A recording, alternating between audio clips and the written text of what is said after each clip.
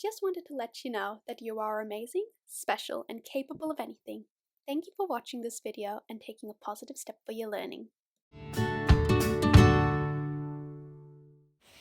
Today's class is brought to you by Loud and Soft because it's volume. Do you get it? No, I'm just kidding. Volume is nothing to do, well, it is to do with dynamics, but in the world of maths, it is to do with cubic units. The cubes can either be millimeters cubed, they can be centimeters cubed, they can be meters cubed, or they can even be kilometers cubed. Oh my goodness. In comparison though, capacity is to do with measuring fluids or liquids. Can you see my water? Do you like it? So that's why it goes along the lines of milliliters, liters, you can even have kiloliters, megaliters. So these two units measure 3D shapes and how much they hold. So you can either measure things in volume or capacity. And a very common conversion that you'll need to know is that 1 centimeter cubed equals 1 milliliter. So just keep that in mind. That's the way to kind of convert between the volumes to capacity and back the other way. So it's nice to convert between volumes and capacities, but sometimes you might need to convert between these. So let's do volumes first. We're very familiar with these conversions by now, I hope. Look at your ruler.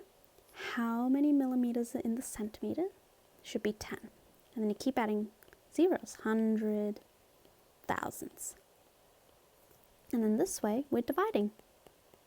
Oh, my handwriting's actually turning out quite cute. I'm quite happy with this.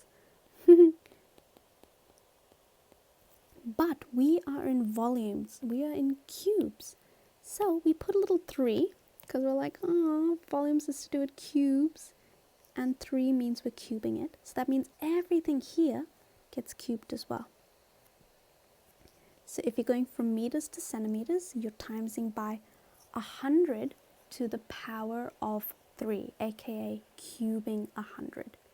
And like if you're going from, I don't know, meters cubed to kilometers cubed, you would divide by 1,000 to the power of 3. So they're quite big numbers we're working with here. So that's how you convert between units of volume. Units of capacity, however, so it's a little bit simpler. It's a simpler life because everything is just by 1,000. So let me get the arrows up. So these are all times 1,000, times 1,000. It's quite nifty. It's quite easy to remember, hopefully. Can't get too confused with them.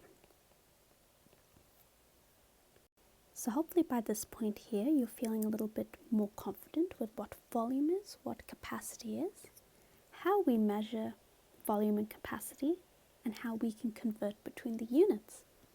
The most important thing we need to know though is how do you measure the volume of a shape? So today we're going to be looking at two shapes. We'll be looking at cubes and rectangular prisms. So a cube is your classic like dice, box, square looking box. It's very easy to get the volume of a cube. You just do the length cubed. So length times width times height, in other words. So 5 times 5 times 5. Ooh, I should put a unit, of course. And that would equal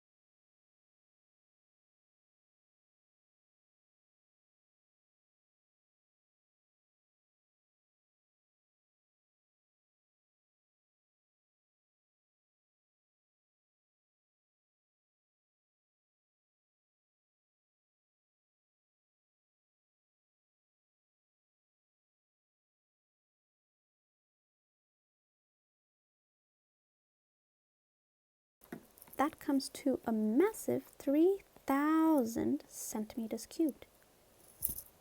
Now, if the question says what is the capacity, we know that 1 centimeter cubed equals 1 milliliter. Here's the little note, just in case you forgot. So this is 3,000 milliliters. And if you wanted to get to liters, remember you're dividing by 1,000. Everything's thousands for capacity. So we've got 3 liters can fit in that box. So hopefully now you're feeling a little bit more confident with capacity versus volume and how you can convert between them and calculate them.